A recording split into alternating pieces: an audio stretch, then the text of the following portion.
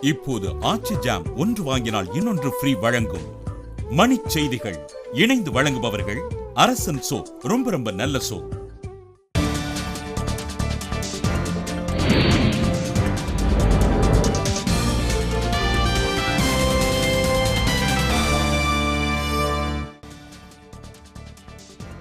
தமிழக சட்டப்பேரவை நிதிநிலை அறிக்கை கூட்டத்தொடர் மார்ச் 16ஆம் தேதி தொடங்கும் என அறிவிப்பு. இலங்கை அதிபர் சிறிசேனாவுடன் குடியரசு துணைத் தலைவர் ஹமீத் அன்சாரி சந்திப்பு. மீனவர் பிரச்சினை குறித்து ஆலோசனை. மீனவர் சுட்டுக் கொல்லப்பட்டதை கண்டித்து கச்சத்தீவு விழாவை புறக்கணிக்க ராமேஸ்வரம் மீனவர்கள் முடிவு. உலக மகளிர் நாளையொட்டி குடியரசுத் தலைவர் பிரணாப் முகர்ஜி ஆளுநர் வித்யாசாகர் ராவ் வாழ்த்து. இலங்கை கடற்படையால் தாக்கப்படும் மீனவர்களுக்கு நலத்திட்டங்கள் வழங்கக் கோரி சென்னை உயர்நீதிமன்றத்தில் வழக்கு.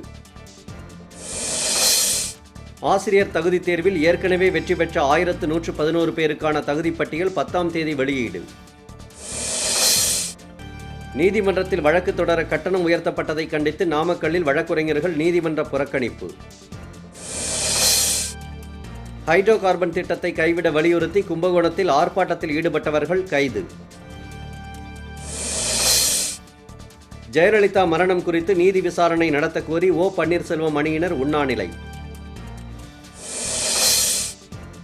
உலக மகளிர் நாளையொட்டி சென்னையில் உள்ள ஔவையார் சிலைக்கு தமிழக அரசு சார்பில் மாலை அணிவித்து மரியாதை.